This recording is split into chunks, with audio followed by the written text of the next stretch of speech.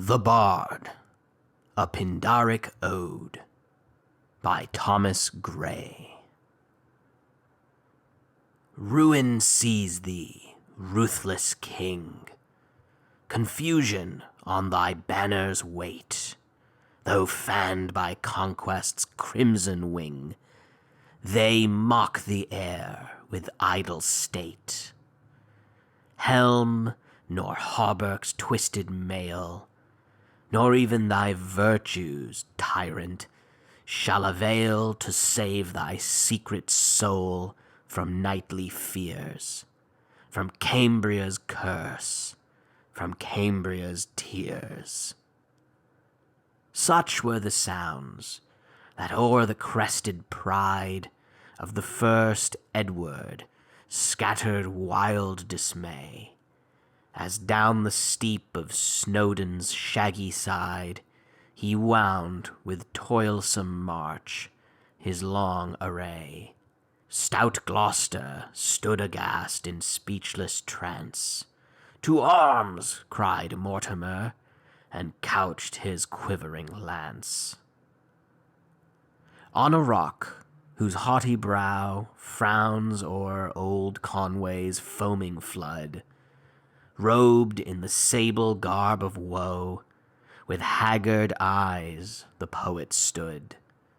Loose his beard and hoary hair streamed like a meteor to the troubled air, and with a master's hand and prophet's fire struck the deep sorrows of his lyre. Hark! How each giant oak and desert cave sighs to the torrent's awful voice beneath. O'er thee, O King, their 100 arms they wave. Revenge on thee in hoarser murmurs breathe. Vocal no more since Cambria's fatal day, to high-born Hole's harp or soft Llewellyn's lay. Cold is Cadwallow's tongue that hushed the stormy main. Brave Urien sleeps upon his craggy bed. Mountains, ye mourn in vain Modred, whose magic song made huge Plinlimmon bow his cloud-topped head.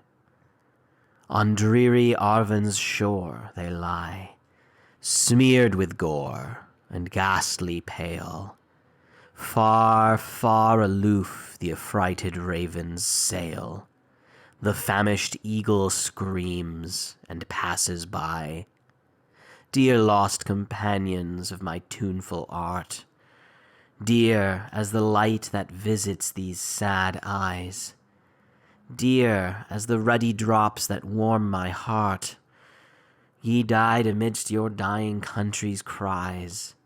No more I weep, they do not sleep.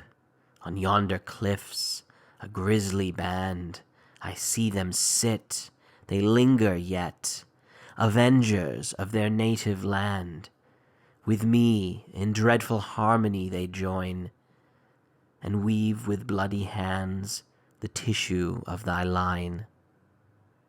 Weave the warp and weave the woof, the winding sheet of Edward's race. Give ample room and verge enough, the characters of hell to trace.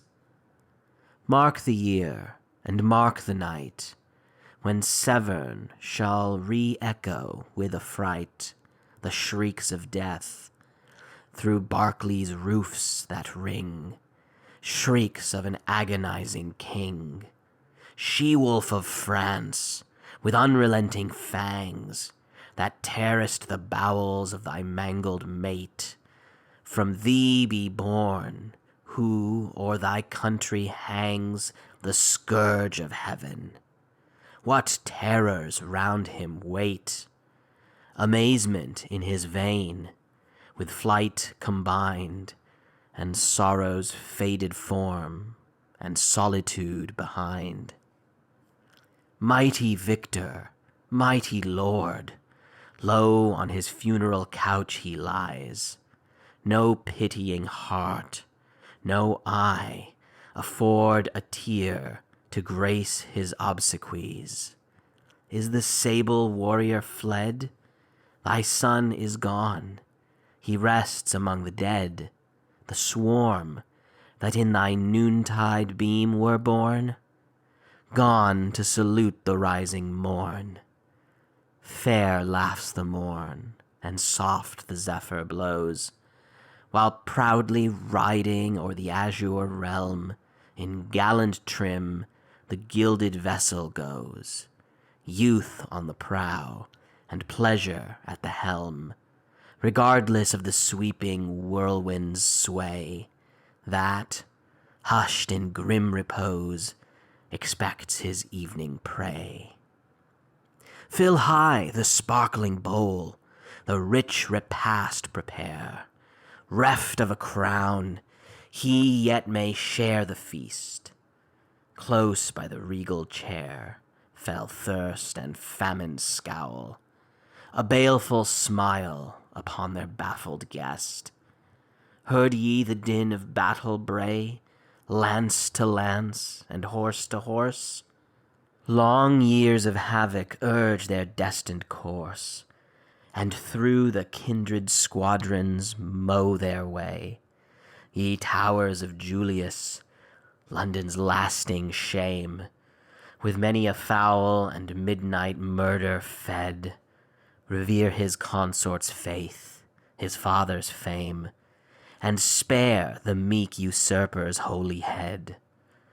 Above, below, the rose of snow, twined with her blushing foe, we spread. The bristled boar in infant gore wallows beneath the thorny shade. Now, brothers, bending o'er the accursed loom, stamp we our vengeance deep, and ratify his doom. Edward, lo! To sudden fate weave we the woof, the thread is spun.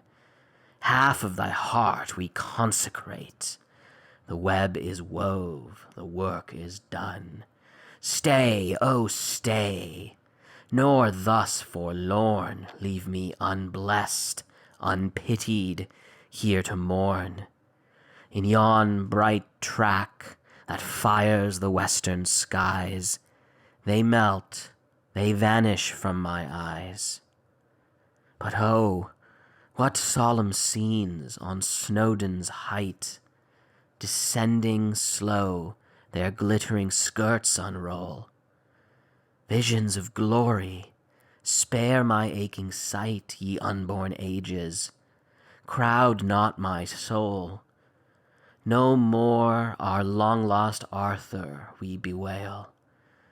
All hail, ye genuine kings, Britannia's issue, hail.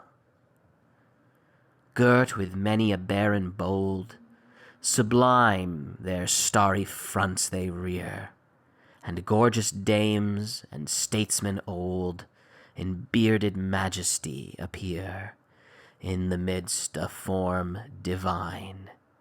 Her eye proclaims her of the Briton line, her lion port, her awe-commanding face, a tempered sweet to virgin grace. What strings symphonious tremble in the air, what strings of vocal transport round her play. Here from the grave, great Taliesin, here, they breathe a soul to animate thy clay. Bright rapture calls, and soaring as she sings, waves in the eye of heaven her many-colored wings. The verse adorn again fierce war and faithful love, and truth severe, by fairy fiction dressed. In buskined measures move pale grief and pleasing pain, with horror, tyrant of the throbbing breast. A voice, as of the cherub choir, gales from blooming Eden bear, and distant warblings lessen on my ear, that lost in long futurity expire. Fond, impious man, thinkest thou yon sanguine cloud, raised by thy breath, has quenched the orb of day? Tomorrow he repairs the golden flood, and warms the nations with redoubled ray. Enough for me. With joy I see the different doom our fates assign. Be thine despair and sceptred care, to triumph and to die are mine. He spoke, and headlong from the mountain's height, deep in the roaring tide, he plunged to endless night.